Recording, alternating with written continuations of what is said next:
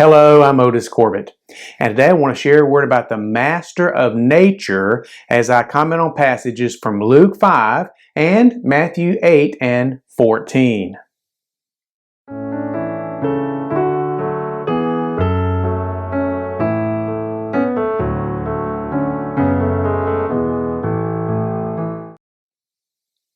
Let's begin by reading Luke 5 verses 1 through 11. And it came to pass, as the people pressed upon him to hear the word of God, he stood by the lake of Gennesaret and saw two ships standing by the lake. But the fishermen were gone out of them and were washing their nets. And he entered into one of the ships, which was Simon's, and prayed him that he would thrust out a little from the land. And he sat down and he taught the people out of the ship. Now when he had left speaking, he said unto Simon, Launch out into the deep, and let down your nets for a draught. And Simon answering said unto him, Master, we have toiled all the night, and have taken nothing. Nevertheless, at thy word I will let down the net. And when they had this done, they enclosed a great multitude of fishes, and their net brake. And they beckoned unto their partners, which were in the other ship, that they should come and help them. And they came and filled both the ships, so that they began to sink. When Simon Peter saw it, he fell down at Jesus' knees, saying, Depart from me, for I am a sinful man, O Lord. For he was astonished, and all that were with him, at the draught of the fishes which they had taken. And so also was James and John, the sons of Zebedee, which were partners with Simon. And Jesus said unto Simon, Fear not, from henceforth thou shalt catch men. And when they had brought their ships to land, they forsook all and followed him. Now, today we will go sailing. We're going to spend some time in boats today, in small boats at that. As with many subjects, boats can cause people to have some strong emotions. For example, a man put a personal ad in the newspaper to try to meet a new girlfriend. The ad said, looking for adventuresome, outdoors-oriented lady with boat and motor. Send photo of boat and motor. Of course, from the opposite perspective, one wife's definition of a boat is a hole in the water into which you pour money. All joking aside, one emotion that boats can cause is fear. This fear does not come from the boat itself, but from the way sailing is so dominated by the weather. You see, even a minor storm can seem big in a small boat, and even the biggest ships are vulnerable to the overwhelming forces of nature. When the Great Lakes ore carrier Edmund Fitzgerald was launched in 1958, it was the largest ship on the Great Lakes. And it remained so until 1971. She weighed 13,632 tons empty and was 729 feet long. Called Big Fitz, she regularly carried twice her own weight of iron ore to steel mills in the U.S. She was so big and powerful, she seemed to shrug off the forces of nature. That is until November 1975. On the 9th day of that month, while bound for Detroit, Michigan with 26,000 tons of iron ore, the Edmund Fitzgerald was overcome by a winter storm and disappeared with the loss of all 29 crew members. If anyone has doubt about the power of nature, they should go to the Mississippi Gulf Coast. At the seafront, they have a pole on which they've marked the height of the storm surge of the many large hurricanes that have come ashore there. You know, I'd always heard about Hurricane Camille, and I was disappointed that the storm surge mark wasn't there for Hurricane Camille, but I was wrong. Up near the very top of the pole, there was a mark that showed a wave height of 30 feet had crashed ashore there. The forces of nature are far beyond we mere mortals, but we'll see today that they don't even compare to the powers of the master of nature. First, we see Jesus as the master of creatures. In our passage from Luke 5, we see Jesus as the master of creatures. No one likes it when people butt into their business. As the old saying goes, those of you who think they know it all really irritate those of us who do know it all. And the truth is that some people think they know more about a subject than the experts. And just as often, these folks act on their knowledge, and usually when they do, disaster strikes. Now, an example of this is a police department which took upon itself to install a temporary traffic light at an intersection.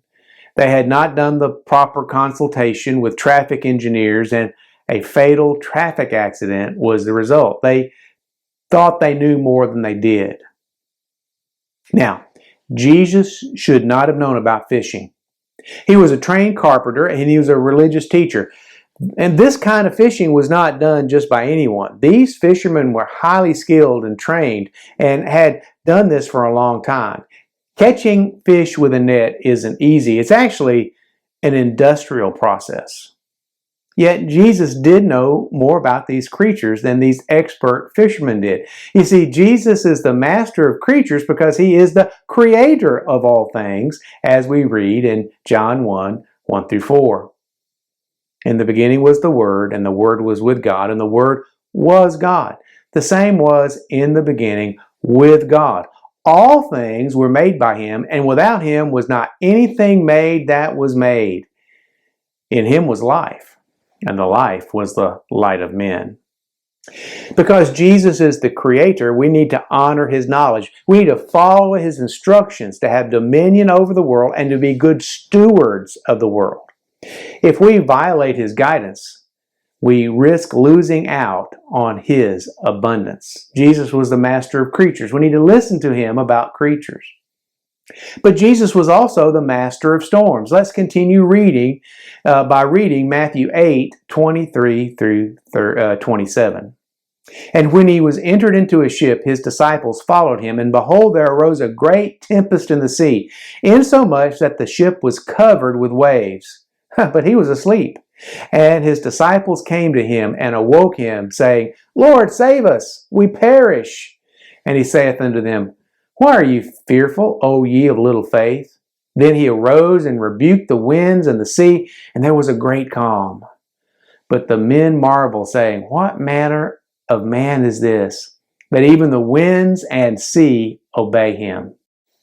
In this passage, we find our expert mariners and our supposedly landlubber carpenter on the Sea of Galilee, which was actually a very large lake. Now, the fact that it was a lake didn't make it any less dangerous. The terrain there is such that a funnel effect is created that causes very strong winds that can create severe storms, like the one that sank the Edmund Fitzgerald on another large lake centuries later. Though the dangers were real, the Sea of Galilee was a key element in the economy and culture of northern Israel. Without the sea, there would not have been the same place that Jesus and his disciples ministered in. You see, the Sea of Galilee was a major transportation route, and Jesus and his disciples had sailed upon it to reach the other side, where Jesus had an appointment to meet with the Gadarene demoniac, although the disciples didn't know that just yet. While on the way, a typical storm of great violence descended upon them. The disciples, who knew boats and the lake, were deathly afraid. Jesus, of course, was sleeping. Do you think that Jesus didn't know what was happening? Of course he knew what was happening, but he was not worried because he is the master of storms. When he was awakened, Jesus rebuked the disciples for their fear. He then rebuked the winds and the waves, and calm came over the sea. And the disciples marveled, at the same way we marvel at a magician, but then being surprised by how simple the solution was after it has been revealed to us. It really wasn't magic at all. It was just sleight of hand. And it was simple. And Jesus, as master of storms, it was simple for him too. Next, we see Jesus as the master of physics.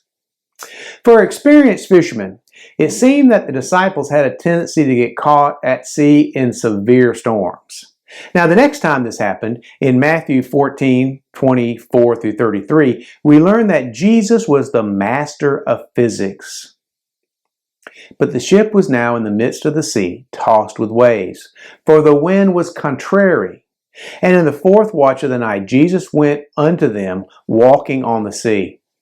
And when the disciples saw him walking on the sea, they were troubled, saying, It is a spirit. And they cried out for fear.